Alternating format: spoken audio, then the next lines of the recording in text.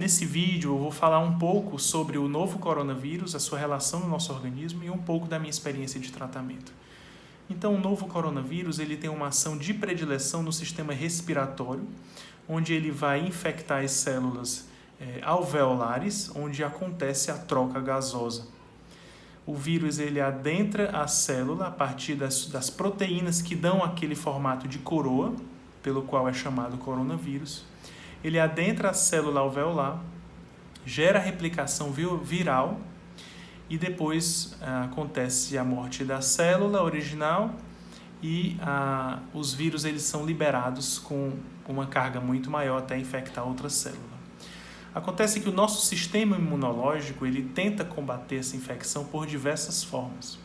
E ao tentar combater a infecção, ele gera uma resposta inflamatória que em alguns casos consegue ser grave o suficiente para gerar uma doença grave chamada síndrome do desconforto respiratório do adulto, que no caso, onde deveria ter ar, vai ter líquido inflamatório e a pessoa sente falta de ar e com isso às vezes precisa ser entubado para ajudar.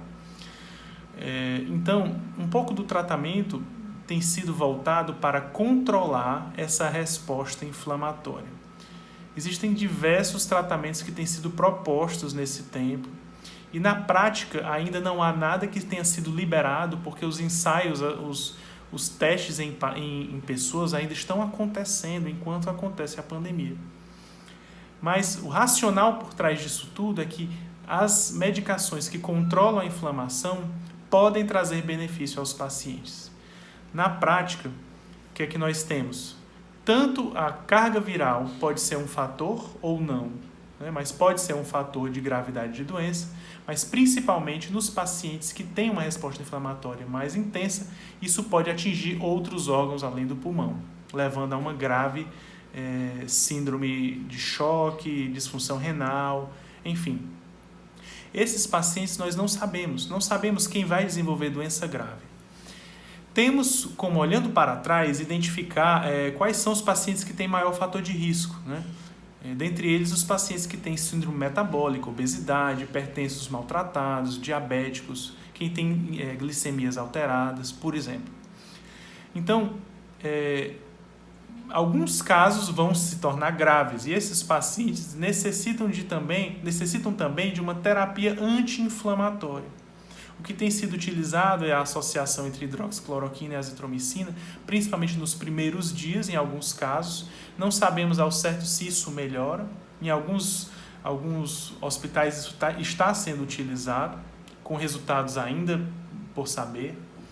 Mas a partir do 5º dia ou da 2ª semana de doença, é racional utilizar alguma dose de corticoide para tentar diminuir a resposta inflamatória. Pelo menos na minha prática médica, eu tenho observado algum benefício no uso do corticoide.